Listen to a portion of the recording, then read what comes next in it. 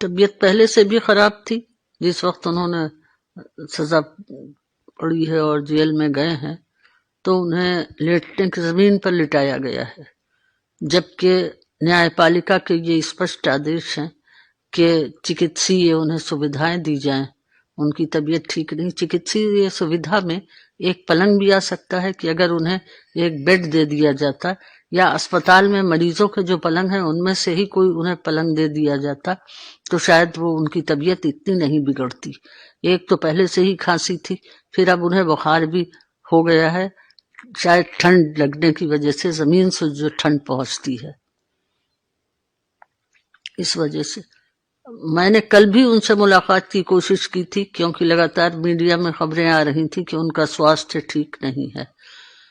कल मैंने पर्ची लगाई थी, अब्दुल्ला की भी पर्ची लगाई थी, अब्दुल्ला की ही बल्कि पहले पर्ची लगाई थी, तो वहां ये पता चला कि अब्दुल्ला की मुलाकातें तो खत्म हो चुकी हैं। यानी कि न्यायपालिका के आदेश से जो हमारे एक पैरोकार मिले थे, न्यायपालिका के आदेश को लेकर अलग से पर्ची से नहीं मिले थे, लेकिन उन्हें भी पर्ची वाली मुलाकात में शामिल कर दिया गया और अब्दुल्ला का मुलाकात का अधिकार भी खत्म कर दिया गया। उसके बाद मैंने कहा अच्छा आजम साहब की पर्ची लगा दीजिए, तो वहां सुनने वाला तो कोई था ही नहीं। बहुत कोशिश की मैंने, 2-3 घंटे अधिकारियों से संपर्क करने की, जेल के अधिकारियों से, कि ये मैनुअल या वैसे हाथ से लिखी हुई पर्ची आप भिजवा दीजिए और मुलाकात करवा दीजिए, लेकिन कोई जवाब नहीं मिला। फोन पर संपर्क करने की कोशिश की, तब भी कोई खास जवाब नहीं मिला। एक बार तो उठा नहीं फोन, फिर सुपरिंटेंडेंट साहब ने उठाया फोन और देखा कि अच्छा हम देखते हैं। उसके बाद कोई जवाब नहीं मिला। इससे क्या मानती हैं आप, किसे क्या जेल प्रशासन का? जेल प्रशासन चाहता ही नहीं है कि आजम साहब से लोग मिलें या कोई भी वेल विशर उनसे मिल सके, और इसीलिए उन्होंने शायद ऐसा किया कि मतलब जो ब्लड रिलेशंस के थे, मैं गई थी, बिट्टू गए थे और उनकी बहन गई थी, हमें मिलने नहीं दिया गया और हम 2 घंटे के बाद फिर इंतजार करके वापस लौट आए। कल वो दिन था 10 दिसंबर, जबकि पूरा विश्व जो है वो मानव अधिकार दिवस मना रहा था। क्या कैदियों के सारे अधिकार खत्म हो जाते हैं? जेल के नियम सिर्फ उन्हें प्रताड़ित करने के लिए ही बनाए गए हैं?